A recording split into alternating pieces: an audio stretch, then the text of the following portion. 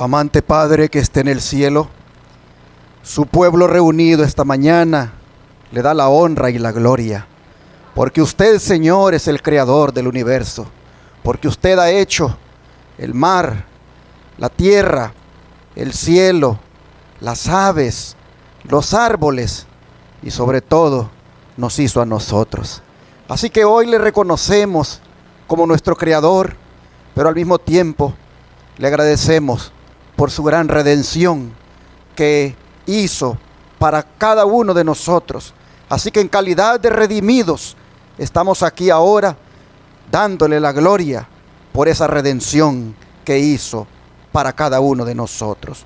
Padre, le rogamos que al estar ahora listos para oír su palabra, su Espíritu Santo sea el que nos hable. Su Espíritu Santo sea el que ponga en nosotros esa impresión de cada texto, de cada cita del don de profecía, y así su pueblo sea edificado a la ley y al testimonio. Perdone nuestro pecado, Señor. Pase por alto nuestra transgresión y cúbranos con su manto de justicia. Se lo pedimos en el nombre de Jesús. Amén.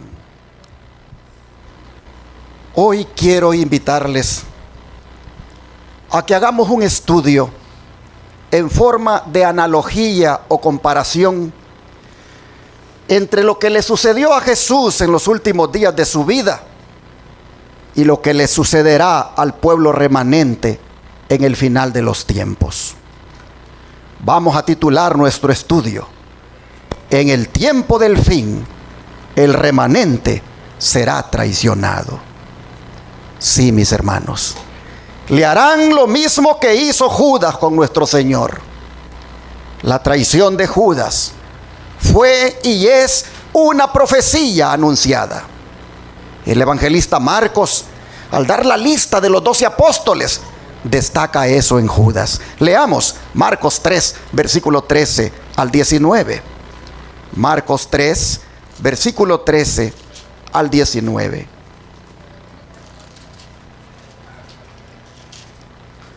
Dice la Escritura, Marcos 3, capítulo 3, versículo 13 al 19. Después subió al monte y llamó así a los que él quiso, y vinieron a él. Y estableció a 12 para que estuvieran con él y para enviarlos a predicar, y que tuvieran autoridad para sanar enfermedades y para echar fuera demonios.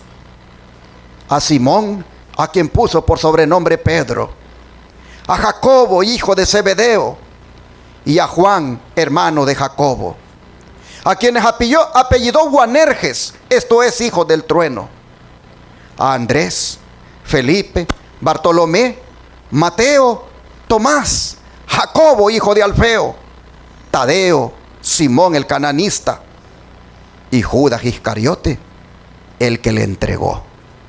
Y vinieron a casa. Si ustedes se fijan, sobre Judas hay una nota, y la nota es el que le entregó.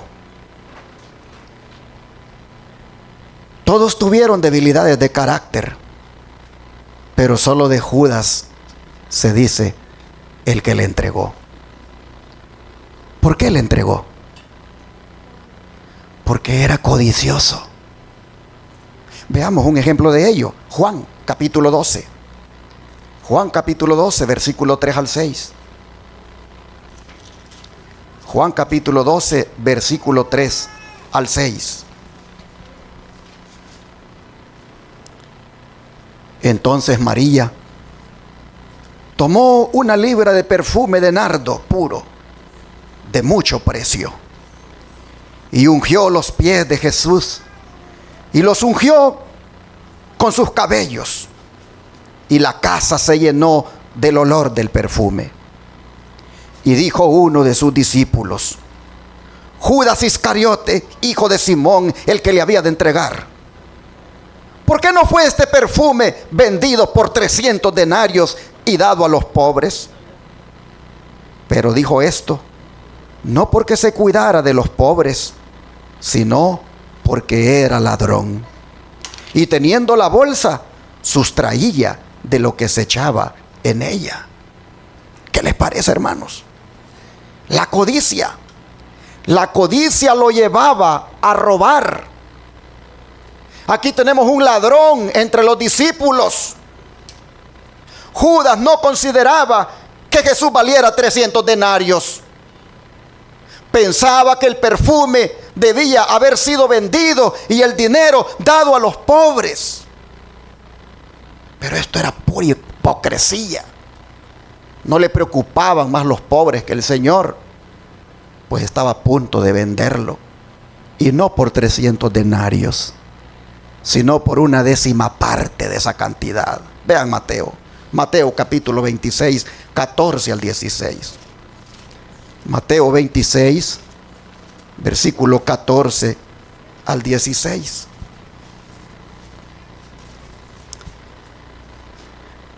Entonces, uno de los 12, que se llamaba Judas Iscariote, fue a los principales sacerdotes y les dijo: ¿qué me queréis dar? Y yo os lo entregaré.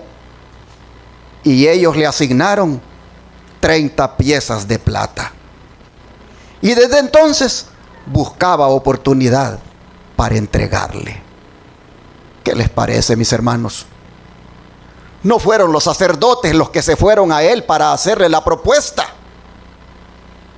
A ellos ni se les habría pasado por el pensamiento que uno de sus mismos discípulos de Cristo pudiera ser un traidor.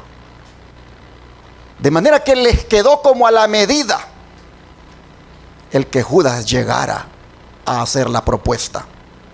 Pues justamente ellos habían tenido una reunión donde habían estado hablando sobre cómo prender a Jesús sin hacer alboroto. Miren, versículos 3 al 5 de aquí mismo, del capítulo 26.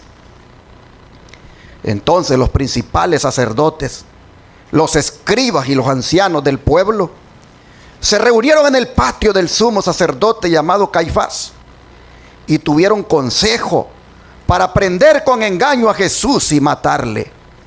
Pero decían: no durante la fiesta, para que no se haga alboroto en el pueblo.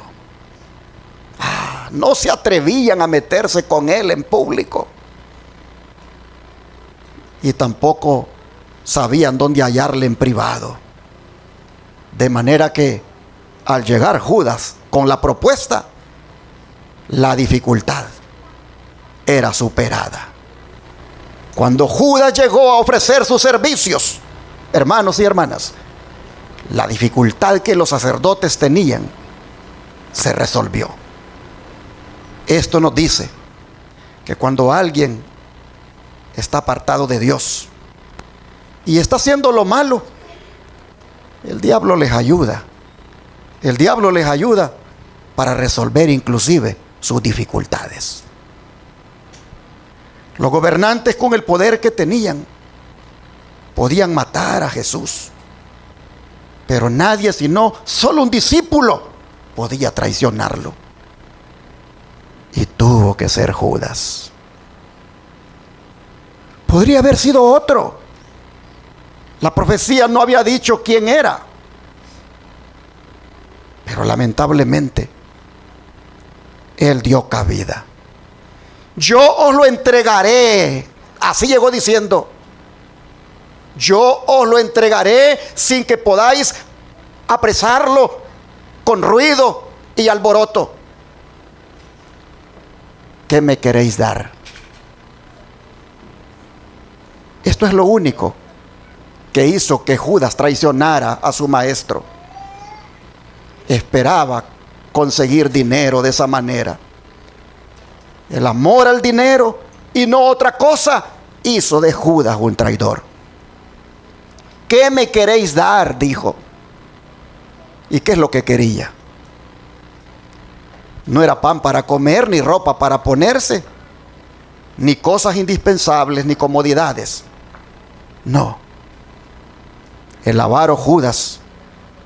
no se contentaba con otra cosa que arrastrarse vilmente hasta los sacerdotes para decir: ¿qué me queréis dar?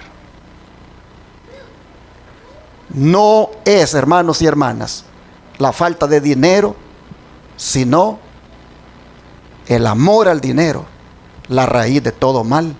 Y eso era lo que Judas tenía bien arraigado en su corazón. Ahora viene el convenio. Los principales sacerdotes le asignan 30 piezas de plata. Eso es lo que vale ese tu maestro. Así lo evaluamos, así lo valoramos. Pero según la ley, hermanos, 30 piezas de plata era el precio de un esclavo. Así lo dice Éxodo. Vamos a Éxodo para comprobarlo. Éxodo 21, versículo 32. Éxodo 21, versículo 32.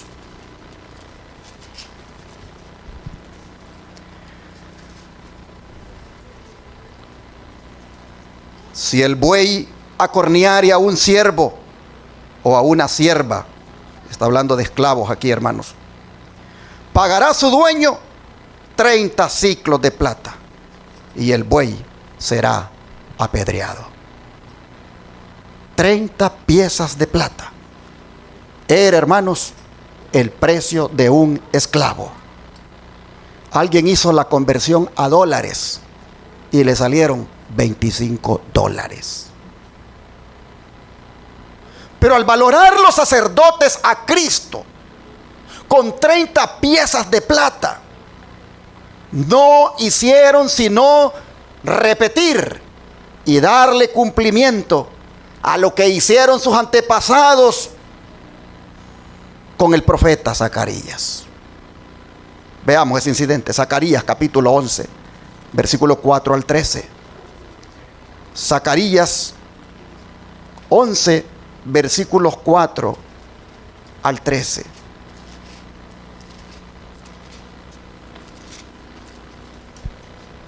La Biblia dice lo siguiente. Zacarías 4, versículo 11 al 13.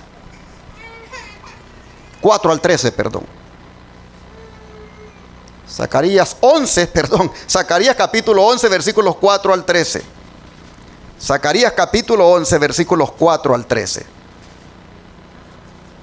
Así ha dicho Jehová mi Dios: apacienta las ovejas de la matanza, a las cuales matan sus compradores y no se tienen por culpables. Y el que las vende dice: bendito sea Jehová, porque he enriquecido. Ni sus pastores tienen piedad de ellas. Por tanto, no tendré ya más piedad de los moradores de la tierra, dice Jehová. Porque he aquí yo entregaré los hombres, cada cual en mano de su compañero y en mano de su rey, y asolarán la tierra, y yo no los libraré de sus manos. Apacenté pues las ovejas de la matanza, esto es, a los pobres del rebaño, y tomé para mí 2 callados. Al uno puse por nombre gracia, y al otro ataduras, y apacenté las ovejas. Y destruí a 3 pastores en un mes, pues mi alma se impacientó contra ellos, y también el alma de ellos me aborreció a mí. Y dije: no os apacentaré. La que muriere, que muera, y la que se perdiere, que se pierda, y las que quedaren, que cada una coma la carne de su compañera. Tomé luego mi cayado, gracia, y lo quebré para romper mi pacto que concerté con todos los pueblos. Y fue deshecho en ese día. Y así conocieron los pobres del rebaño que miraban a mí, que era palabra de Jehová. Y les dije: si os parece bien, dadme mi salario, y si no, dejadlo. Y pesaron para mi salario 30 piezas de plata, Y me dijo Jehová: échalo al tesoro, hermoso precio con que me han apreciado. Y tomé las 30 piezas de plata y las eché en la casa de Jehová al tesoro. Hermanos y hermanas, aquí nosotros vemos al profeta Zacarías haciendo la labor de pastor, ya que los pastores asignados no estaban haciendo bien su trabajo. Más bien, dice, comerciaban con las ovejas de Israel. Lo triste es que el profeso pueblo de Dios, en lugar de agradecer al profeta, que tenían en él un pastor que los pastoreaba, más bien dice que lo aborrecieron. Y cuando les dijo él que le dieran su salario, si así lo querían, por el trabajo que había hecho de pastorearlos, ellos mostraron la enorme ingratitud que sentían, pues la pequeña suma de 30 piezas de plata solo reflejaba el miserable agradecimiento de los israelitas por lo que Dios había hecho por ellos. Cuando Dios dice: hermoso precio con que me han apreciado, era una manera irónica de referirse al poco agradecimiento que mostraron los israelitas. Pero esto mismo, hermanos y hermanas, es lo que hicieron con Cristo los sacerdotes. En lugar de estar agradecidos por la salvación que Cristo les ofrecía, en lugar de estar agradecidos por el amor y la misericordia que Dios revelaba en Cristo, más bien valoraron el precio que Él se merecía como el precio de un esclavo, al decir: 30 piezas de plata es lo que te damos. Hermanos, así los sacerdotes hicieron de la experiencia de Zacarías, que era una profecía anticipada, hicieron un cumplimiento de ella. Pero que Judas se prestara a aceptar tan miserable precio, solo dice, hermanos, lo poseído que estaba por Satanás. Por eso dice que desde entonces buscaba oportunidad para entregarle. Es decir, su cabeza andaba discurriendo para hallar la manera de llevarlo a cabo eficientemente tan macabro plan. Oh, hermanos, es algo muy perverso buscar las oportunidades para pecar y tramar maldades, pues esto lo único que demuestra es que el hombre tiene el mal hondamente enraizado en su corazón. Judas había tenido tiempo para arrepentirse, pero ahora, con el convenio pactado, el diablo le está diciendo que no debe faltar a su palabra, aún ser una traición contra su maestro. Y Jesús, que sabía todo en lo que Judas andaba, vean lo que dijo en cierta ocasión. Mateo 26, versículo 20 al 25. Mateo 26, versículo 20 al 25.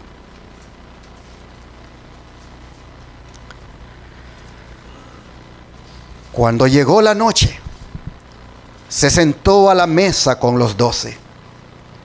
Y mientras comían dijo: de cierto os digo que uno de vosotros me va a entregar. Y entristecidos en gran manera, comenzó cada uno de ellos a decirle: ¿soy yo, Señor? Entonces él respondiendo dijo: el que mete la mano conmigo en el plato, ese me va a entregar. A la verdad, el Hijo del Hombre va según está escrito de él. Mas ay de aquel hombre por quien el Hijo del Hombre es entregado. Bueno le fuera a ese hombre no haber nacido. Entonces, respondiendo Judas, el que le entregaba, dijo: ¿soy yo, maestro? Le dijo: tú lo has dicho. mis hermanos, qué anuncio más triste el que está haciendo Jesús aquí. Miren ustedes, Judas comenzó a comprender que Jesús leía su oculto secreto como quien lo lee en un libro abierto. Pero llama la atención que el relato diga que comenzó cada uno de los discípulos a decir: ¿acaso soy yo, Señor? Es que no sospechaban de Judas. Aunque era un ladrón, parece ser que lo disimulaba tan bien que ninguno de ellos miró hacia él. Mucho menos preguntaron: Señor, ¿es Judas? Esto nos dice, hermanos, que cabe la posibilidad de que un hipócrita recorre el mundo entero y pasar no solo desapercibido, sino hasta sin sospecha. Miren ustedes, los discípulos se inclinaron a sospechar de ellos mismos. Sintieron su propia debilidad y por eso preguntaron al maestro, quien los conocía mejor que ellos mismos: ¿acaso soy yo, Señor? Oh, hermanos, uno no sabe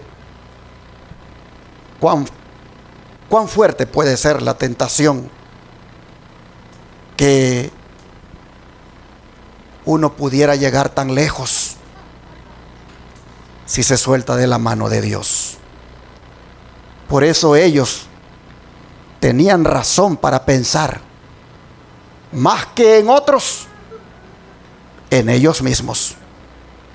Tenían temor de que pudieran ser ellos. Pero luego reciben mayor información cuando Cristo les dice: el que mete la mano conmigo en el plato, ese me va a entregar. Y con esto les declaraba que el traidor era un comensal familiar, uno de los que estaban a la mesa con él. Oh, hermanos y hermanas, tremenda ingratitud la de comer con Cristo en el mismo plato y al mismo tiempo hacerle una traición. Que esto sucedería conforme a la Escritura, para que así no les extrañara tanto, dijo Jesús, que tenía que darse esa situación. ¿Cuál escritura era la que tenía que cumplirse? Aquella del Salmo 41:9, que dice: aún el hombre de mi paz, en quien yo confiaba, el que de mi pan comía, alzó contra mí el calcañar. Esa escritura se estaba cumpliendo en ese mismo instante, cuando Judas comía en el mismo plato con Jesús. Hermanos y hermanas, cuanto más uno mira que se cumplen las escrituras en nuestras aflicciones, tanto mejor podremos soportarlas. Y Cristo estaba soportando aquello porque sabía que se estaba cumpliendo la escritura. Pero dijo el Señor que al traidor le saldría cara su operación. Pues dijo: más le valdría a ese hombre, dijo Cristo, ¿qué cosa? No haber nacido. Es decir, aun cuando Dios cumplía sus propósitos por medio de aquello que ese hombre cometía, no por eso iba a ser calamitosa la consecuencia que este pecador tendría. Y ante lo que oye Judas, convicto, también pregunta: ¿acaso soy yo, maestro?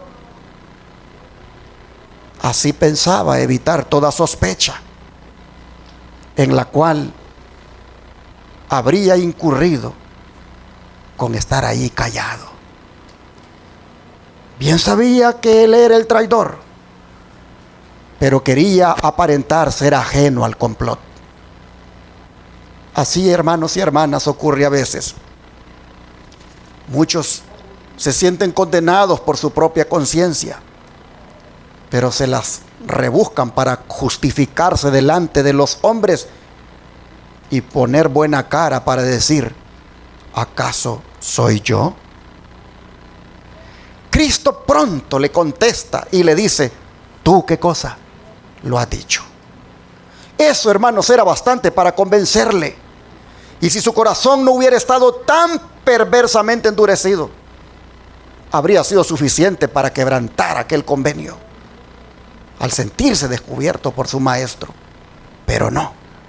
El apóstol Juan dice que cuando hubo probado el bocado, salió y era ya de noche. Leamos eso en Juan capítulo 13, versículo 27 al 30. Juan capítulo 13, versículo 27 al 30.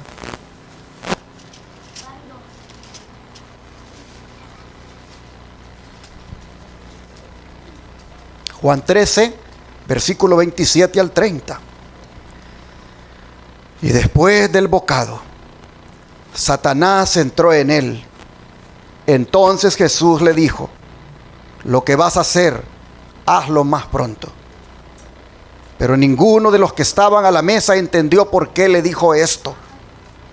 Porque algunos pensaban, puesto que Judas tenía la bolsa, que Jesús le decía, compra lo que necesitamos para la fiesta, o que le diese algo a los pobres. Cuando él pues hubo tomado el bocado, luego salió y era ya de noche. Hermanos y hermanas, cuando Juan escribió estas palabras, no hay duda de que pudo recordar la escena. Judas abriendo la puerta, marchando de la luz hacia la noche. Es que siempre es noche cuando un hombre se aparta de Cristo para seguir sus propios propósitos. Pero no deja de ser sorprendente la declaración. Y después del bocado, Satanás entró en él. Porque esto nos dice, hermanos, que el diablo en persona tomó posesión de Judas. Entró en él para hacer que quedaran establecidos firmemente en su corazón, ahora sí, el odio y el desprecio que estaba sintiendo hacia Cristo, como también su avidez por tener en sus manos el salario de su iniquidad y la resolución de obtenerlo a toda costa. Y si nos preguntamos, ¿por qué entró el diablo en él precisamente después del bocado? Quizás fue porque Satanás se percató de que eso era la señal convenida para descubrirle. Y era necesario que se decidiera llevar a cabo sus planes con la mayor determinación. Así, hermanos, Judas no apreció las bondades de Cristo. Y en lugar de mejorar su vida, la empeoró. Así también somos nosotros a veces.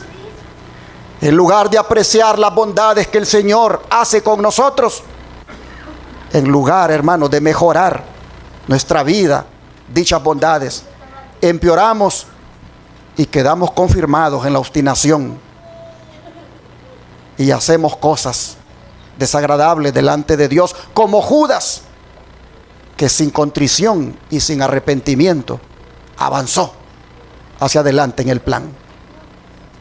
Cristo lo despidió a toda prisa, pues le dijo, lo que vas a hacer, hazlo más pronto. Como si le dijera, date prisa en consumar la traición que has planeado contra mí. Y con esto daba a entender Jesús, no solo que conocía muy bien los planes de Judas, sino que siendo el amo y señor de todas las cosas, era también el dueño de la situación. Y él mismo, hermanos, abandonaba a Judas al poder del diablo que había entrado en él. Todos los demás medios que Cristo había usado con Judas resultaron sin efecto por la resistencia del mismo Judas. Y es que cuando el espíritu diabólico, el ser humano lo recibe voluntariamente en su corazón, el Espíritu Santo se retira del lado de dicha persona. Jesús, con la frase que le dirigió a Judas, lo que has de hacer, hazlo más pronto,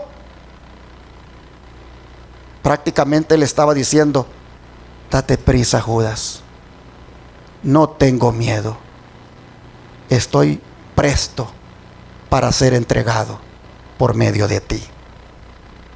Y Judas, hermanos, salió enseguida para comunicar a las autoridades a quienes se había ofrecido por dinero entregar a Jesús. Comunicarle a ellos del lugar y la hora conveniente para arrestar a su maestro. Sus planes habían sido descubiertos ahí en el aposento alto, así que era necesario darse prisa, pues salió enseguida como quien está cansado ya de soportar aquel ambiente, incluso la compañía de su Señor y de los demás discípulos. Jesús no tuvo que tomarle la mano y sacarlo a la calle, no, él se fue de muy buena gana a proseguir con su plan. Satanás había entrado en él y por lo tanto le daba prisa a que realizara sus planes. Pero quiero volver a destacar esto, de que cuando salió Judas, dice que ya era, ¿qué cosa? De noche. Hermanos y hermanas, era de noche allá afuera, pero también ya era de noche en el corazón de Judas.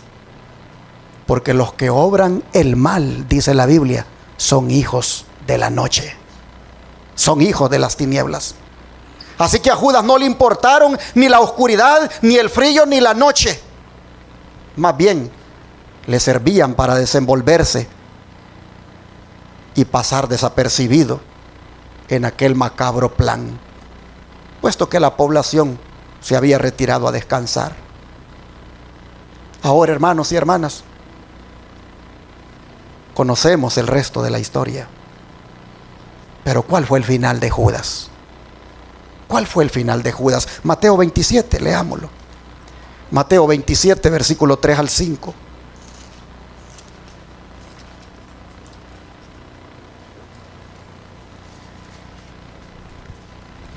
Entonces Judas, el que le había entregado, viendo que era condenado, devolvió arrepentido las 30 piezas de plata a los principales sacerdotes y a los ancianos, diciendo: yo he pecado entregando sangre inocente. Mas ellos dijeron: ¿qué nos importa a nosotros? Allá tú. Y arrojando las piezas de plata en el templo, salió. ¿Y qué cosa hizo, hermanos? Se ahorcó. Dice que devolvió arrepentido las 30 piezas de plata. ¿Era ese un arrepentimiento sincero, hermanos? Era más un remordimiento. Era un lamento por las consecuencias que traería el haber hecho tan grande maldad. Más que sentir dolor por el pecado que había cometido, sentía lo mismo que sintió Esaú cuando vendió su primogenitura. Oh, hermanos, pero miren el liderazgo de la iglesia. El liderazgo de la iglesia de los días de Judas, cómo actuaba cuando el pecador buscó consuelo en ellos. Lo que recibió fue una fría respuesta. ¿Qué dijeron ellos? ¿Qué nos importa a nosotros? Allá tú. Cuando los líderes, hermanos, cuando los líderes espirituales podían hablar a su gente de esa manera, nos dice que las cosas andaban muy mal en la iglesia. Pero Judas es el típico hombre que no quiso aprovechar las oportunidades que el Señor le dio para ser salvo. Y esto es una advertencia para todos nosotros. Para usted que está aquí sentado de este lado, allá atrás, en medio y enfrente. Para usted que está sentado aquí enfrente, en medio y atrás, lo de Judas es una advertencia. También lo es para mí. Oh, hermanos, si la historia ha quedado registrada, es para que nosotros reflexionemos sobre el cuidado, el peligro que debemos tener. Mire cómo lo dice el don de profecía. La historia de Judas presenta el triste fin de una vida que podría haber sido honrada de Dios. Si Judas hubiera muerto antes de su último viaje a Jerusalén, habría sido considerado como un hombre digno de un lugar entre los 12, y su desaparición habría sido hasta muy sentida, a no ser por los atributos revelados al final de su historia. El aborrecimiento que le ha seguido a través de los siglos no habría existido. Pero su carácter fue desenmascarado al mundo con un propósito. Había de servir, ¿de qué cosa, hermanos? De advertencia a todos los que como él hubiesen de traicionar cometidos sagrados. Deseado toda la gente, página 663, y las citas que voy a leer a continuación vienen de allí. Pero quiero llamar su atención a ese habría que está subrayado. Miren ustedes, está subrayado allí: hubiese, habría y no habría. Y antes dice podría.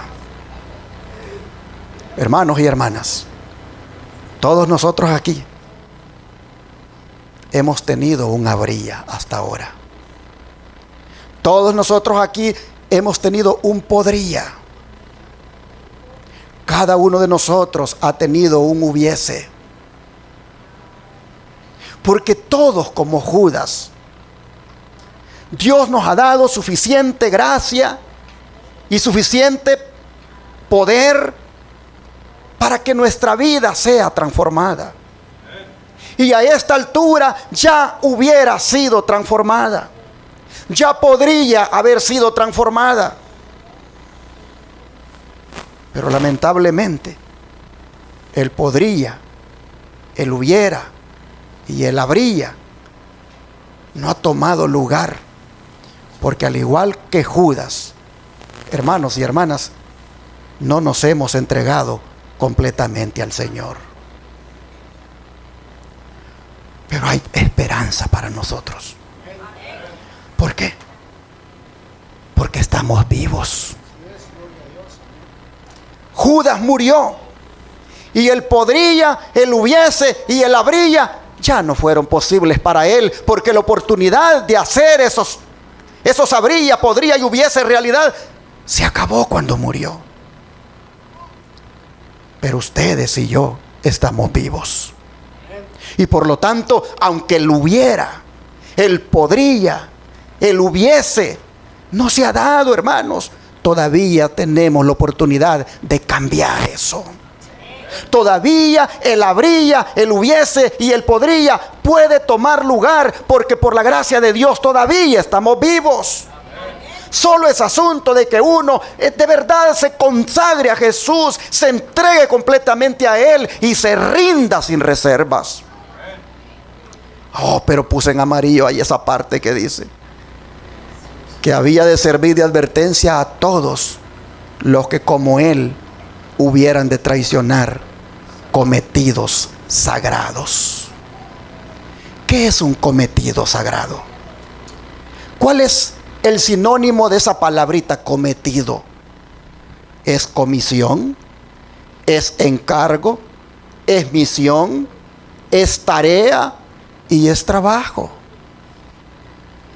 Habrá, hermano, hermana, alguna comisión, algún encargo, alguna misión, alguna tarea, algún trabajo que el Señor nos ha asignado y que eso es un cometido sagrado. Pregunto, El hecho de ser cristianos, ¿no es eso un sagrado cometido? Claro. El hecho de ser madre de familia, ¿no es eso un sagrado cometido? El hecho de ser padre de familia, ¿no es eso un sagrado cometido? El hecho de ser un anciano de iglesia, un pastor, un diácono, una diaconisa, un director de un ministerio, ¿no es eso un sagrado cometido? Oh, hermanos, entonces lo que a Judas le pasó es una advertencia para que los que como él hubieran de traicionar cometidos sagrados. Yo no sé si en esta hora usted ha traicionado el cometido sagrado que Dios le ha encomendado. Creo que es un buen momento, hermanos, para meditar y pensar, ¿y cuál es el cometido sagrado que el Señor me ha dado a mí, pero que yo lo he traicionado, como Judas? Y si usted lo encuentra, si usted lo identifica, como le digo, hay esperanza todavía para usted. Hoy el Señor le da esa oportunidad, inclusive hasta en la cena que vamos a conmemorar en la tarde, de que ese cometido sagrado que usted traicionó le pueda ser restaurado ahora por la gracia de Dios. Así que vale la pena que reflexionemos cuál es el cometido sagrado que yo he traicionado. ¿He sido una buena madre con mis hijos? ¿Les he inculcado muy bien el temor de Dios? ¿Me he puesto adelante para que ellos me sigan? ¿O soy una madre que sé lo que debo hacer, pero de todas maneras no lo hago y le doy el mal ejemplo a mis hijos? ¿He sido un buen padre de familia? ¿Le he enseñado a mis hijos con el ejemplo a hacer un culto familiar, a orar con ellos? ¿Me he puesto adelante para que mis hijos me sigan? ¿O como cometido sagrado de ser un padre, simplemente lo he traicionado y no he hecho esa labor? El día que me casé hice un voto sagrado delante de Dios, que le sería fiel a mi esposa o al esposo en caso de las hermanas. He sido fiel a ese cometido. He sido un buen esposo, he sido una buena esposa. Mi esposa ha podido ver en mí a un hombre de Dios. El esposo ha podido ver en su esposa a una mujer de Dios. He podido yo cumplir con ese cometido sagrado que el Señor me ha dado. Oh, hermanos, la advertencia de Judas es para reflexionarla ahora. Mire lo que sigue diciendo el don de profecía. Un poco antes de la Pascua, Judas había renovado con los sacerdotes su contrato de entregar a Jesús en sus manos. Entonces se determinó que el Salvador fuera prendido en uno de los lugares donde se retiraba a meditar y orar. Oh, hermanos, ¿cómo se le ocurrió profanar un lugar tan sagrado? ¿Cómo se le ocurrió interrumpirle al Señor el momento más hermoso, cuando era que Él tenía la comunión con su Padre? Pero así es el hombre, hermanos. Cuando se retira de Dios, pierde el discernimiento. Y aun cuando haya inclusive estado con Jesús, su mente se le nubla y hace semejante barbaridad. Miren ustedes, determinó, dice, que el Salvador fuera prendido en uno de los lugares donde se retiraba a meditar y orar. Lugar sagrado. Desde el banquete celebrado en casa de Simón, Judas había tenido oportunidad de reflexionar en la acción que había prometido ejecutar. Pero su propósito no había cambiado. Y por 30 piezas de plata, el precio de un esclavo, entregó al Señor de gloria a la ignominia y la muerte. Oh, hermanos, por una poca cosa traicionó a su maestro por $25.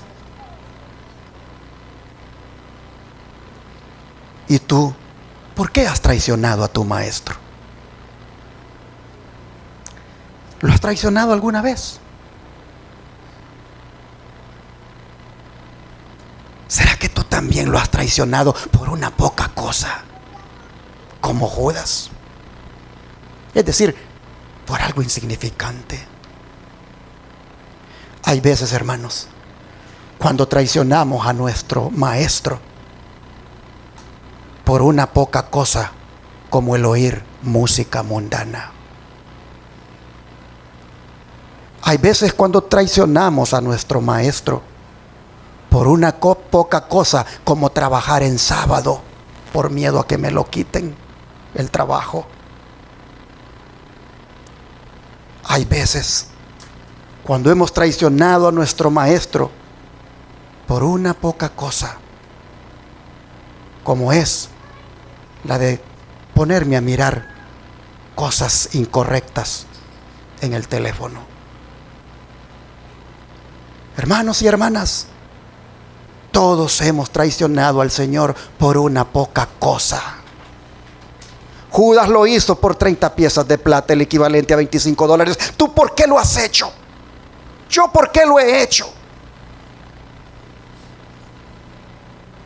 Si yo le dijera a usted, póngame un ejemplo de una poca cosa por la cual un cristiano traiciona a su maestro, le digo que haríamos una lista grande de pocas cosas. Es decir, que no valen la pena, que son insignificantes, pero que sin embargo por esas traicionamos al dador de la vida. Sigue diciendo el don de profecía. Judas tenía por naturaleza fuerte apego al dinero, pero no había sido siempre bastante corrupto para realizar una acción como esta. Había fomentado el mal espíritu de la avaricia hasta que éste había llegado a ser el motivo predominante de su vida. El amor al dinero superaba a su amor por Cristo. Al llegar a ser esclavo de un vicio, se entregó a Satanás para ser arrastrado a cualquier bajeza de pecado. Me llama la atención que diga que él no había sido siempre bastante corrupto. ¿Qué quiere decir eso? Que poco a poco, hermano, se fue corrompiendo. Poco a poco. Ese amor al dinero, ese deseo exacerbado de querer tener más, esa avaricia le fue creciendo y creciendo y creciendo, al punto que, voy a poner un caso aquí, le fue importando cada vez menos ir al culto, para aplicarlo, ¿verdad?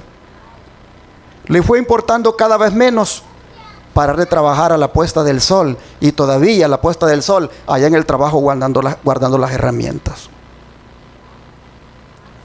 Fue tan exacerbado su deseo de hacer dinero, la avaricia por el dinero, que poco a poco las cosas del Señor fueron dejando de ser tan importantes.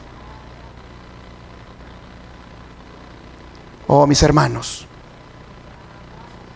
ese pecado, dice, lo llevó a ser arrastrado a otra bajeza, cualquier bajeza de pecado.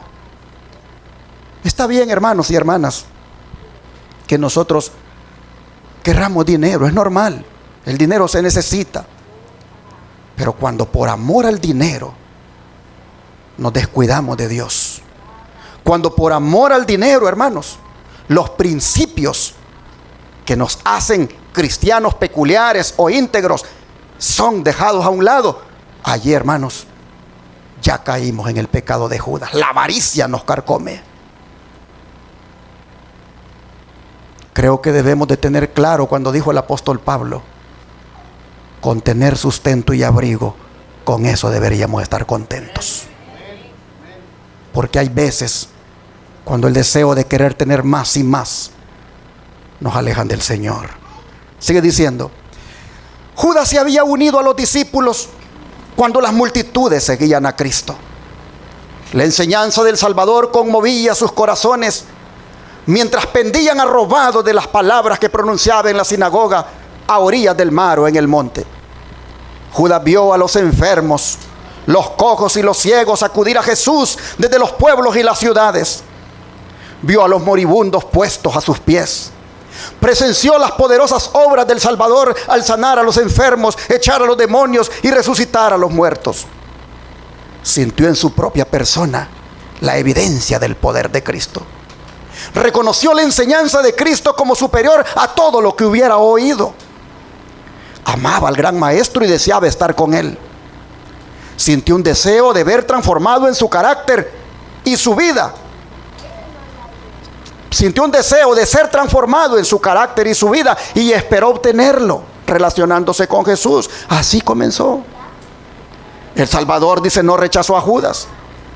Le dio un lugar entre los 12. Le confió la obra de un evangelista.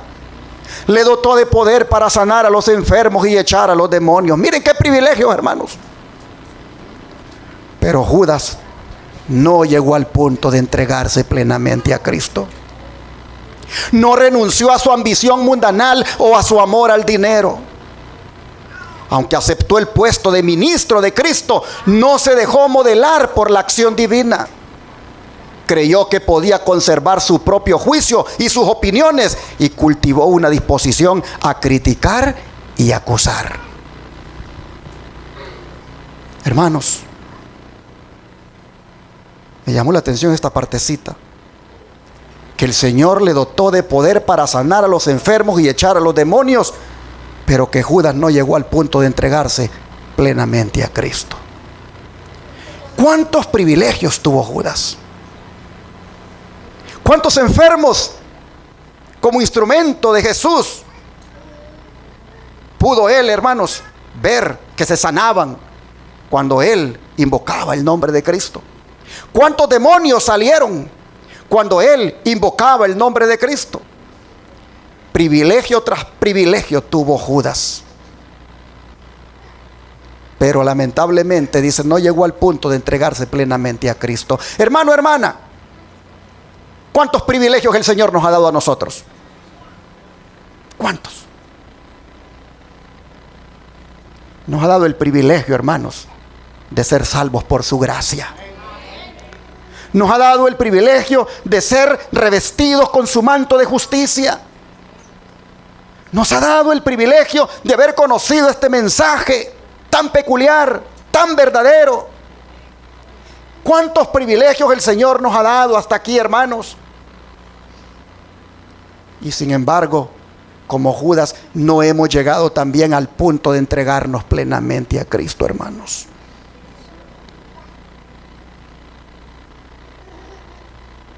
Entre más privilegios uno tiene, más le es demandado.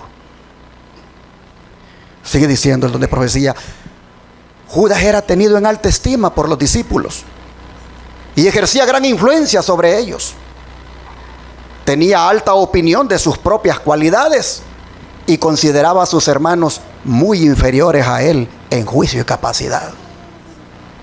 Ellos no veían sus oportunidades, pensaba él, ni aprovechaban las circunstancias, decía él. La iglesia no prosperaría nunca con hombres tan cortos de vista como directores, decía Judas. Pedro es impetuoso, obra sin consideración. Juan, que atesoraba las verdades que caían de los labios de Cristo, era considerado por Judas como mal financista. Mateo, cuya preparación le había enseñado a ser exacto en todas las cosas, era muy meticuloso en cuanto a la honradez y estaba siempre contemplando las palabras de Cristo y se absorbía tanto en ellas que, según pensaba Judas, nunca se le podría confiar la transacción de asuntos que requirieran previsión y agudeza. Y así pasaba Judas revista a todos los discípulos y se lisonjeaba de no tener él, porque de no tener él su capacidad para manejar las cosas, la iglesia se vería con frecuencia en perplejidad y embarazo. Judas se consideraba como el único capaz, aquel a quien no podía aventajársele en los negocios. en su propia estima, reportaba honra a la causa y como tal se representaba siempre. Si buscamos una palabra para calificar a Judas, esa palabra sería indispensable. Él se sentía indispensable. Él pensaba que sin él las cosas no funcionarían en la iglesia. Él pensaba que sin él el servicio de canto no iba a servir. Él pensaba que sin él el diaconado iba a ser un fracaso. Él pensaba que sin él las diaconisas iban a ser un desastre. Él pensaba que sin él los ancianos iban a llevar a la iglesia a la deriva. Él pensaba que sin él nada en la iglesia podía funcionar. Y los miraba a todos y les veía a cada uno defectos y se lisonjeaba de que si no fuera por sus habilidades, aquello no caminaría.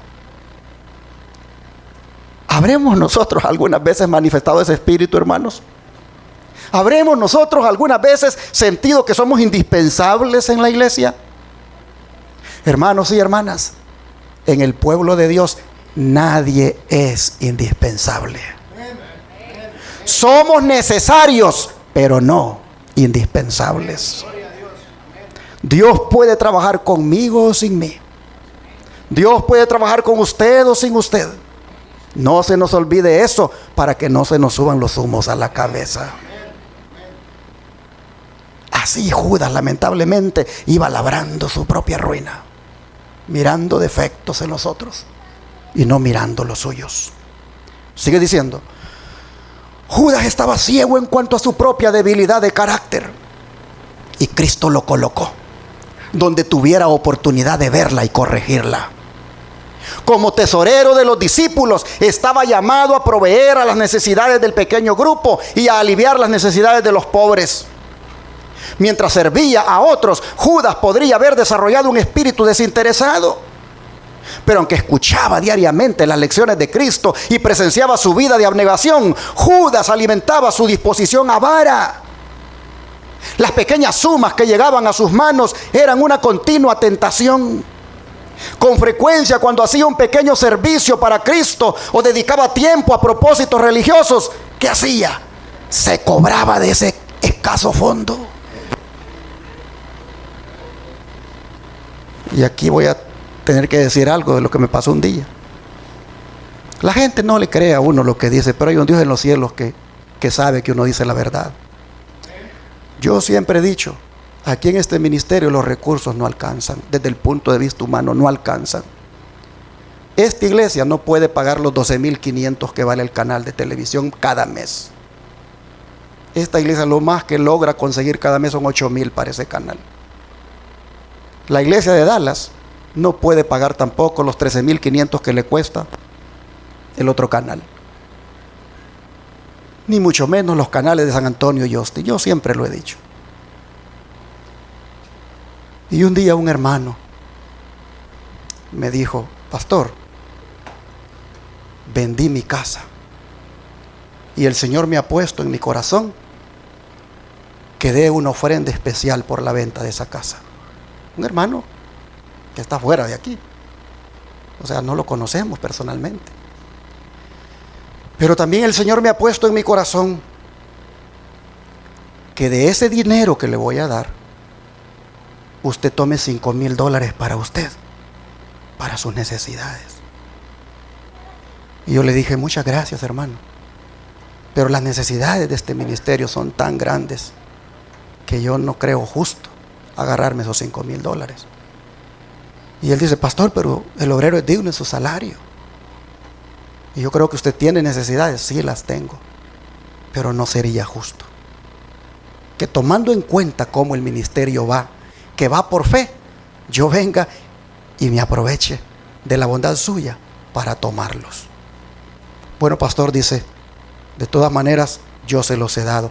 Muchas gracias, le dije, haga de caso que me los dio, pero el Señor y yo sabemos que queda en la obra. Hermanos, hacer esas cosas, esas decisiones, a uno le da una gran paz, a uno le da una gran serenidad, una gran tranquilidad de que uno no se mueve en esto por el dinero. Si por el dinero fuera, hermanos, otras personas como él me han dicho, y tanto es para usted, yo no los agarro, hermanos. ¿Cómo yo voy a hacerle eso a la obra de mi Dios? Cuando veo yo cómo se necesita. Pero Judas, hermanos, el espíritu de Judas a veces viene y dice, si te lo mereces, agárratelo. Judas decía, es que me lo merezco y allá afuera me hubieran pagado tanto por esto, así que me voy a cobrar. Así Judas. Oh, hermanos, a sus propios ojos, dice, esos pretextos servían para excusar su acción, pero a la vista de Dios, dice, ¿era qué cosa? Era ladrón. Sí, hermanos, porque él tenía un superior. Él tenía un superior. Y si necesitaba recursos de esa tesorería, debía pedírselos a su superior, a su maestro. No debía agarrarlos solo porque sí, soy el tesorero. Así, hermanos y hermanas, nosotros miramos que este hombre estaba ciego, dice, a sus debilidades, y él más bien no miró por qué Dios lo puso en ese cargo. Porque Dios dice que lo puso en ese cargo para darle la oportunidad a desarrollar su carácter. Para que al mirar él cuán poquitos recursos eran y que había que hacer tanta obra, él pudiera mirar que él debía ser desinteresado. Hermanos, el Señor lo puso allí en ese puesto para eso. Hermanos, cuando Dios nos pone en un lugar con una responsabilidad, Él lo hace para que allí desarrollemos nuestro carácter. Judas no entendió eso. Jesús sabía muy bien las tendencias de Judas, pero de todas maneras le dio la tesorería y nunca lo recriminó por lo que hacía, porque el Señor esperaba que cada vez que él se mirara en esa tentación, él desarrollara su carácter, un carácter desinteresado. Oh, hermanos, cuántas veces el Señor nos ha puesto en un lugar, en una responsabilidad para que hagamos eso, desarrollar el carácter semejante al de Cristo. Mira, hermano, hermana, tú antes estabas en otra congregación, allá estabas, pero ¿por qué crees que Dios te tiene aquí ahora? Dios te trajo aquí y te tiene aquí para que aquí tú desarrolles un carácter conforme al de Cristo. Porque a lo mejor en el lugar donde estabas, cosas que mirabas, cosas que pasaban, no te permitía que se desarrollara ese carácter, y el Señor permite que vengas aquí. Dios no te trajo aquí por pura casualidad, no, hermanos. Y si el Señor todavía viene y dice, te voy a dar este privilegio para que hagas algo en la iglesia, con más razón, hermanos, para que desarrollemos nuestro carácter. Ojalá lo entendiéramos y aprovecháramos bien la oportunidad que Dios nos da. Sigue diciendo. La declaración con frecuencia repetida por Cristo de que su reino no era de este mundo, ¿qué pasaba con Judas? Lo ofendía. Él había trazado una conducta de acuerdo con la cual él esperaba que Cristo obrara. Se había propuesto que Juan el Bautista fuera librado de la cárcel, pero aquí que Juan había sido decapitado, y Jesús, en vez de aseverar su derecho real y vengar la muerte de Juan, se retiró con sus discípulos a un lugar del campo. Qué raro comportamiento, pudiendo agarrar las espadas e ir a ver cómo vengaban la muerte de Juan. Judas dice que quería una guerra más agresiva. Pensaba que si Jesús no impedía a los discípulos ejecutar sus planes, la obra tendría más éxito. Notaba la creciente enemistad de los dirigentes judíos y vio su desafío quedar sin respuesta cuando exigieron de Cristo una señal del cielo. Su corazón estaba abierto a la incredulidad y el enemigo le proporcionaba motivos de duda y rebelión. ¿Por qué se espaciaba tanto Jesús en lo que era desalentador? Decía Judas. ¿Por qué predecía pruebas y persecución para él y sus discípulos? La perspectiva de obtener un puesto elevado en el nuevo reino había inducido a Judas a abrazar la causa de Cristo. ¿Iban a quedar frustradas sus esperanzas? Judas no había llegado a la conclusión de que Jesús no fuera el Hijo de Dios, pero dudaba y procuraba hallar alguna explicación de sus poderosas obras. Así, lamentablemente, hermanos, describe el don de profecía las falsas expectativas que se formó de Cristo este apóstol, las dudas que dejó que llenaran su corazón. Pero miren lo que sigue diciendo: pero Judas no estaba completamente empedernido. Aún después de haberse comprometido 2 veces a traicionar al Salvador, tuvo oportunidad de ¿qué cosa? De arrepentirse. En ocasión de la cena de Pascua, Jesús demostró su divinidad revelando el propósito del traidor. Incluyó tiernamente a Judas en el servicio hecho a los discípulos, pero no fue oída su última súplica de amor. Entonces el caso de Judas fue decidido y los pies que Jesús había lavado salieron para consumar la traición. Judas razonó que si Jesús había de ser crucificado, el hecho acontecería de todos modos. Su propio acto de entregar al Salvador no cambiaría el resultado. Si Jesús no debía morir, lo único que haría sería obligarle a librarse. En todo caso, Judas ganaría algo por su traición. Calculaba que había hecho un buen negocio traicionando a su Señor. Miren ustedes, hizo un negocio con esa horrible decisión de traicionar a su Señor. Pero me llama la atención, voy para atrás para leer esta partecita,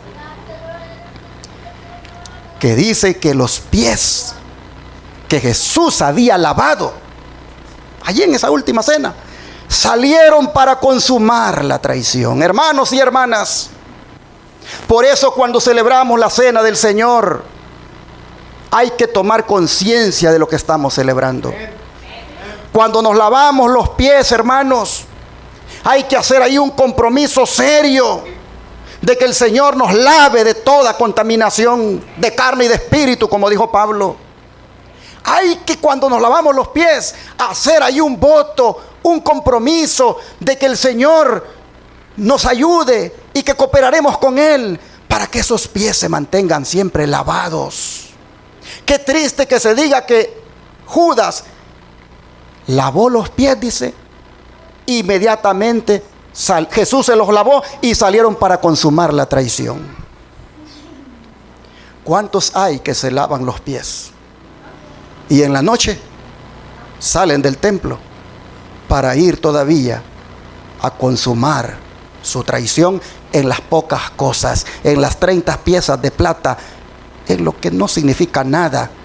Van para ir a consumar su traición. Se lavaron los pies y luego en la noche ya están esos pies otra vez contaminándose con el pecado. Bueno es que veamos, hermanos, esto que Judas hizo como malo para que nosotros no lo hagamos.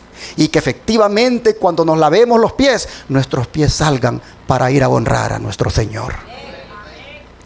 Sigue diciendo: Judas se echó entonces a los pies de Jesús, reconociéndole como Hijo de Dios y suplicándole que se librara, cuando él ya miró que lo tenían capturado. El Salvador, dice, no reprochó a su traidor.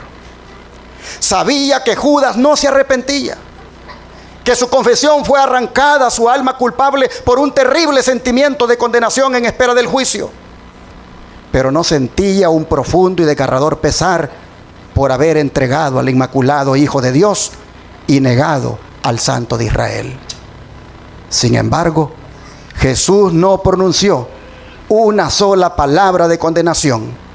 Miró compasivamente a Judas y dijo: para esta hora he venido al mundo.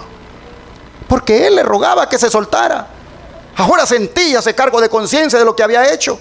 Ahora deseaba que él ejerciera su poder y se deshiciera de los soldados.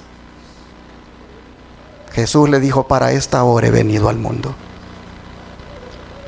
Pero hermanos, me llama la atención, voy para atrás, que diga de que el Señor no reprochó a su traidor. Sabía que no se arrepentía, que su confesión fue arrancada de su alma a su alma culpable, pero aún así dice que no le reprochó. ¿Qué nos enseña esto, hermanos? Que nosotros tampoco deberíamos de reprochar a ni un pecador por sus pecados. Nosotros también deberíamos de ser compasivos como el Señor. El Señor, hermanos, a nosotros nos ha tenido mucha compasión. Y cuando alguien peca, cuando alguien comete un error, nosotros también deberíamos de ser compasivos con él o con ella, así como Cristo lo ha sido con nosotros. Jesús no reprochó a su traidor. Y hay veces cuando nosotros somos prestos para decir palabras como, bueno, eso le pasa por andar mal con Dios. Ya estamos dando el reproche. Bueno, es que si usted hubiera hecho aquí, no le hubiera pasado esto, pero como hizo... Hermanos, ¿cuántas veces somos prestos para reprochar al pecador? Jesús no reprochó a su traidor, hermanos. Aprendamos de eso. Dice, un murmullo de sorpresa corrió por toda la asamblea. Con asombro presenciaron todos la longanimidad de Cristo hacia su traidor. ¿Qué es longanimidad? Bondad, hermano, misericordia. Y otra vez sintieron la convicción de que ese hombre era más que mortal, o sea, Cristo. Pero si era el Hijo de Dios, se preguntaban, ¿por qué no se libra de sus ataduras y triunfa sobre sus acusadores? Entonces Judas vio que sus súplicas eran vanas y salió corriendo de la sala exclamando, demasiado tarde, demasiado tarde. Sintió que no podía vivir para ver a Cristo crucificado y desesperado salió y se ahorcó. Oh, hermanos, ¿cuántos como Judas dirán en aquel día? Demasiado tarde, demasiado tarde. Oportunidad tras oportunidad el Señor les concedió. Oportunidades de arrepentimiento, oportunidades de abandonar el pecado, oportunidades de consagrar su vida a Cristo. El Señor se las concedió, pero simplemente las rechazaron. Y un día como Judas también mirarán y dirán que es demasiado tarde. Hermanos y hermanas, no desperdiciemos las oportunidades de Dios. No las rechacemos. Aprovechémoslas ahora y arrepintámonos de nuestros pecados. Dejemos de hacer lo malo y busquemos al Señor de corazón. Pero como dije, hermanos, como dije al principio, la traición de Judas fue y es una profecía anunciada, porque de una manera simbólica volverá a repetir su traición en el tiempo del fin. Así ha sido revelado por el don de profecía. Se los pongo acá. Yo vi que la iglesia nominal y los adventistas nominales, como Judas, nos entregarán a los católicos para obtener su influencia, para luchar contra la verdad. Los santos serán entonces un pueblo oscuro, poco conocido para los católicos. Pero las iglesias y los adventistas nominales, que conocen nuestra fe y costumbres, traicionarán a los santos y los denunciarán a los católicos como los que desprecian las instituciones del pueblo. Es decir, que ellos guardan el sábado y desprecian el domingo. Yo vi. Y cuando la sierva del Señor dice, yo vi, es porque Dios se lo mostró. En el libro Spalding Magan Collection, Elena White registra esto. Yo vi que la iglesia nominal y los adventistas nominales, como Judas, nos entregarán a los católicos.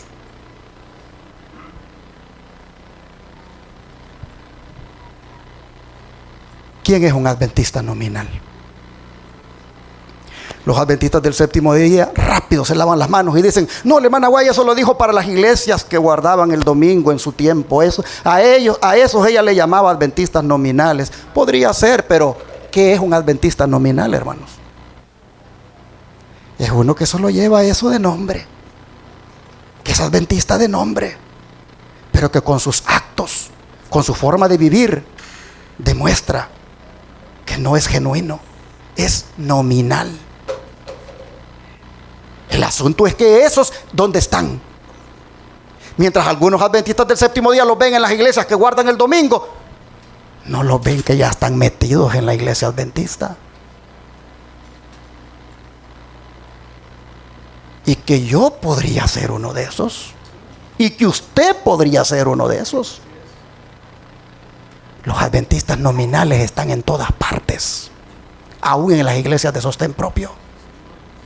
El adventista nominal es todo aquel que solamente lo es de nombre, pero que su forma de vivir, sus actos, su manera de llevar su cristianismo es, hermanos, de una manera falsa. El punto es que dice que estos van a hacer lo mismo que hizo Judas. Traicionar a quienes, a los genuinos, a los santos, a los verdaderos, a los que realmente, hermanos, están comprometidos con el Señor, a esos que están luchando por hacer la voluntad de Dios. A esos, dice, los entregarán. Los entregarán y los van a denunciar, dice, a los católicos como los que desprecian las instituciones del pueblo, guardando el sábado y despreciando el domingo. Yo creo que a este momento sería bueno que los discípulos, como los discípulos, nosotros preguntáramos: ¿seré yo, Señor? ¿Seré yo ese adventista nominal que, como Judas, voy a entregar a mis hermanos? ¿Seré yo ese adventista nominal y cobarde que, por no cerrar filas en torno al mensaje y ser fiel en defenderlo y predicarlo y vivirlo, voy más bien a señalar a aquellos que sí lo hacen? Oh, hermanos y hermanas, el adventista nominal es todo aquel mediocre, todo aquel que no estudia la Biblia, todo aquel que no ora, todo aquel que no le gusta hacer obra misionera, todo aquel que es flojo en la forma de guardar el sábado, todo aquel que no tiene una íntima comunión con Cristo. Ese es un adventista nominal. Y cuidado, porque allí sí creo que en más de alguna de esas caemos nosotros. Así que el examen de ¿seré yo, Señor? Bueno es que lo hagamos, hermanos, para que no vayamos a ser de aquellos que van a entregar a los hermanos. O sea, hermanos, que en el tiempo del fin el remanente será traicionado. Pero ¿quién es el remanente, hermanos? Díganme ustedes, ¿quién es el remanente? Apocalipsis 12:17, no lo vamos a leer, pero usted ya sabe lo que dice. Son los que guardan los mandamientos de Dios y tienen el testimonio de Jesucristo.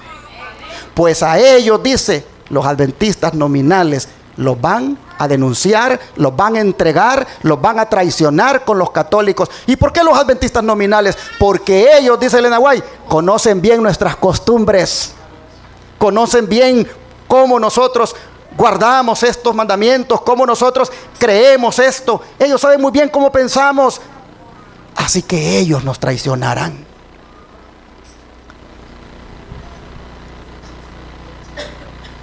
Y en ellos el diablo nos va a hacer la guerra. Porque dice que Satanás se llenó de ira, primero contra la iglesia, aquella que existía allá durante los 1260 días, pero que después, dice, se fue a hacer guerra ¿contra quién? Contra el resto. Hermanos, no es todo el cristianismo el remanente, sino lo que queda de él. Es decir, los que guardan los mandamientos de Dios y tienen el testimonio de Jesucristo, que es el espíritu de profecía. El remanente final no será toda la iglesia cristiana, sino lo que quede de ella, siendo fiel en guardar los mandamientos de Dios. El dragón o Satanás, que es lo mismo, no le hará la guerra a toda la iglesia cristiana en el tiempo del fin, sino solo al residuo, al remanente. ¿Por qué? Porque está guardando los mandamientos de la ley de Dios tal como han sido revelados, entre los cuales está el cuarto mandamiento, que habla de guardar el sábado y no el domingo. Los mandamientos de Dios, hermanos, estarán en pugna en esa lucha entre el dragón y la iglesia remanente. Yo les pregunto, ¿nos identificamos desde ya con ese remanente, hermanos? Entonces hay que prepararnos para la guerra. Hay que prepararnos para la guerra. Porque mire cómo dice el don de profecía, cómo la describe dicha guerra. Comentario bíblico adventista, tomo 7, pero no el de los teólogos, sino el de hermana White, página 985. Los que aman a Dios, dice, y guardan sus mandamientos, son los más detestables para la sinagoga de Satanás. Y los poderes del mal manifestarán su odio hacia ellos hasta lo máximo posible. Las fuerzas de las tinieblas se unirán con los seres humanos que se han entregado bajo el dominio de Satanás. Y serán revividas las mismas escenas que se vieron durante el juicio, el rechazo y la crucifixión de Cristo. Noten, serán revividas las mismas escenas que se vieron durante el juicio, el rechazo y la crucifixión de Cristo. Es decir, la negación, la traición de la cual Cristo fue objeto, se va a volver a ver en el pueblo de Dios. Los hombres, dice, serán transformados en demonios al entregarse a las influencias satánicas. Y los que fueron creados a la imagen de Dios, que fueron hechos para honrar y glorificar a su Creador, se convertirán en habitación de dragones. Y Satanás verá en una raza apóstata su obra maestra de mal, hombres que reflejen la imagen del diablo. Río Ángel 14:4, 1896. Así que el dragón, hermano, símbolo de Satanás, usará hombres transformados en demonios para hacerle la guerra al remanente. Sigue diciendo, durante las escenas finales del gran día de expiación, la iglesia remanente será puesta en grave prueba y angustia. Satanás considera a los habitantes del mundo súbditos suyos. Ha obtenido el dominio de muchos cristianos profesos. Pero ahí está ese pequeño grupo que resiste su supremacía. Si pudiera borrarlo de la tierra, su triunfo sería completo. Así como influyó en las naciones paganas para que destruyeran a Israel, pronto incitará a las potestades malignas de la tierra a destruir al pueblo de Dios. Se requerirá de los hombres que rindan obediencia a los edictos humanos en violación de la ley divina. Los que sean fieles a Dios y al deber serán amenazados, denunciados y proscritos, traicionados por padres, hermanos y parientes y amigos. Su única esperanza se cifrará en la misericordia de Dios. Su única defensa será la oración. Maranata, el Señor viene, página 219. Hermanos, yo creo que me falta poco para terminar el sermón. Y déjenme terminarlo, porque es bueno que la palabra de Dios sea dada tal como el Señor la preparó. Lucas 21, para que vean cómo se va a cumplir lo que dice la hermana Guayaquil. Lucas 21, 16 al 19. Lucas 21, 16 al 19.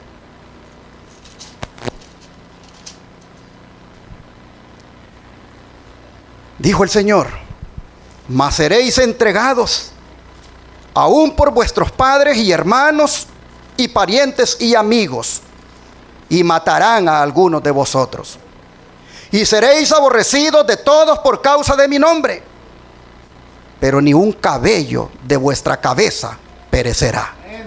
Con vuestra paciencia ganaréis, ¿qué cosa, hermanos? Vuestras almas. Esta promesa no es una garantía total de inmunidad contra el martirio, pues Jesús dice de que algunos van a ser muertos, sino que lo que está diciendo es que los gobernantes que van a juzgar a los cristianos tendrán poder sobre ellos solo hasta donde Dios se los permita.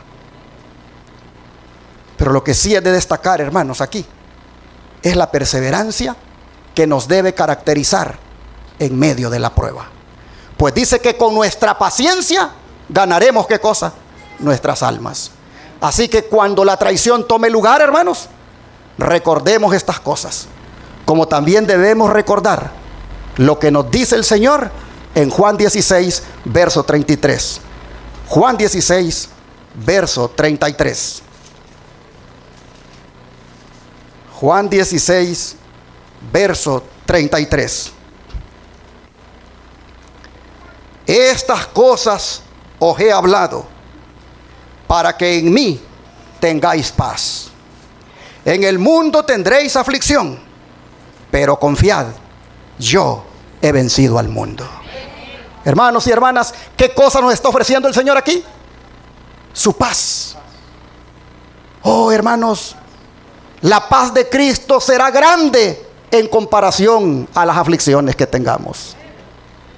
Cristo nos ofrece la paz. Esa paz provendrá de nuestra firme confianza en el Señor. Cristo nos dice, pero confiad.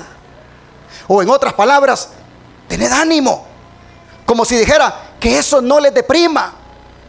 El que los vayan a traicionar, el que los vayan a llevar ante magistrados, ante gobernantes, y que inclusive algunos de ustedes hasta puedan morir. Dice Cristo que eso no les deprima, que eso no les desaliente. O como dice en otra escritura, solo esfuércense y sean valientes. Oh, mis hermanos, no temáis, dijo Cristo, a los que matan el cuerpo, sino temed a Dios. El fundamento, hermanos, de este ánimo que Cristo nos da, lo basa, dice, en que Él ha vencido ¿a quién? Al mundo. De manera, hermanos y hermanas, que la victoria de Cristo puede ser nuestra victoria. ¿Por qué? Porque en Cristo somos más que vencedores.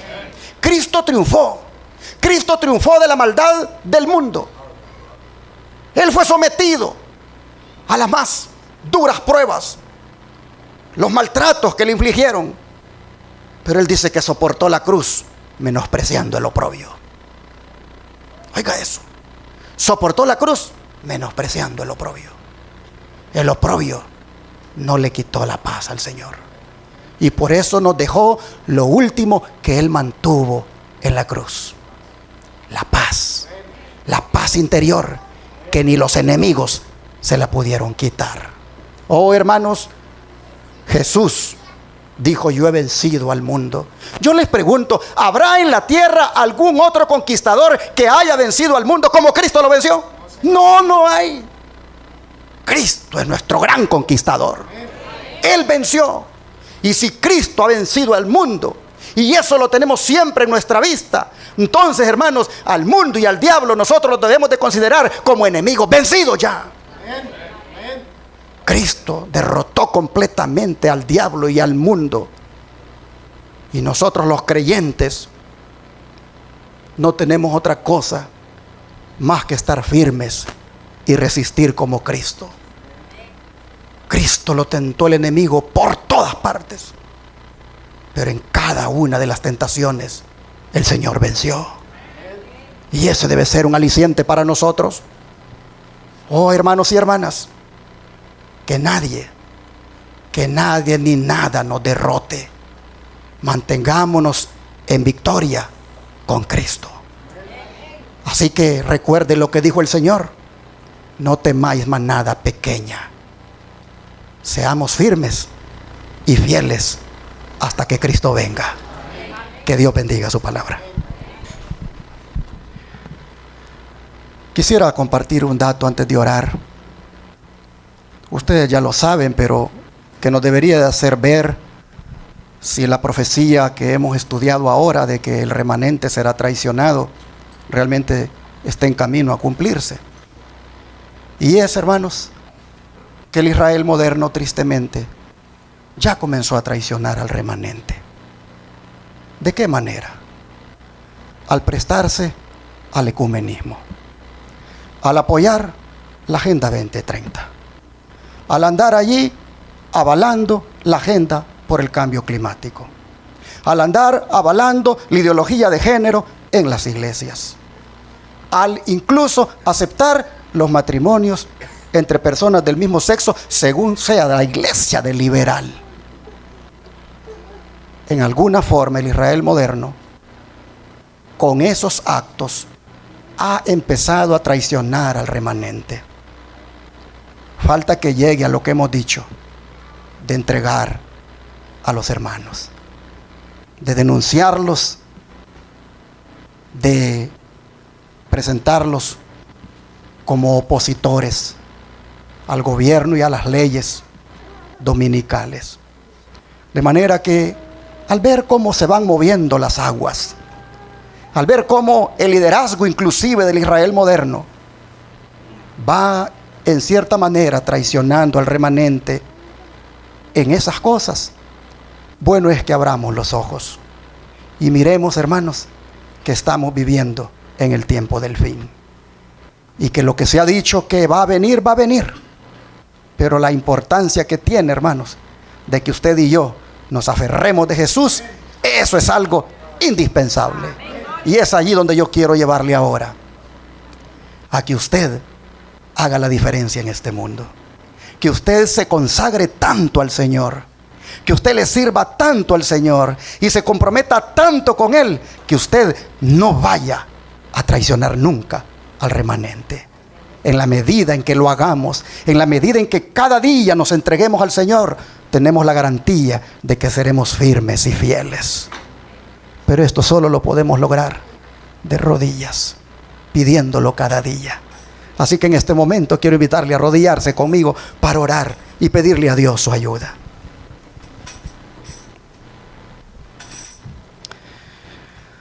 Amante Padre que esté en el cielo, al ponernos usted en perspectiva lo que ha de acontecer al final de los tiempos con su pueblo remanente, y al identificarnos nosotros con dicho pueblo y ver cómo Judas aparecerá en la persona de aquellos que nos traicionarán, oh Señor, estamos en este momento pidiéndole que no vayamos a ser nosotros nunca traidores de su pueblo. Que nos ayude, Señor, a amarle tanto y servirle, que nunca vayamos a traicionar a ningún hijo de su pueblo. Le rogamos, Padre, que nuestra adhesión a usted, a su justicia, a su santidad, a su verdad, sea tan profunda y sea tan permanente, que nos garantice que en ese tiempo nosotros quedemos dentro de los fieles, dentro de ese remanente que a toda costa sigue guardando sus mandamientos y tiene el testimonio de Jesucristo. Ayúdenos, Señor. Ayúdenos a no claudicar. Ayúdenos a no transigir con el pecado. Ayúdenos, Señor, a no violar los principios.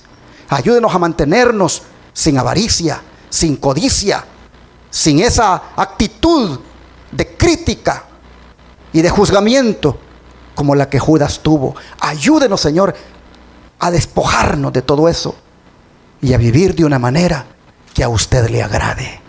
En sus manos nos encomendamos y le pedimos nos dé victoria sobre el pecado, nos dé victoria sobre todas las cosas que llevaron a Judas al fracaso. Que nos ayude, Señor, a nunca traicionarle más en nuestra vida. Ayúdenos, Señor, a serle fieles. Nosotros creemos que si usted nos ayuda, lo podremos lograr. Así que le pedimos esta ayuda en el nombre de Jesús. Amén.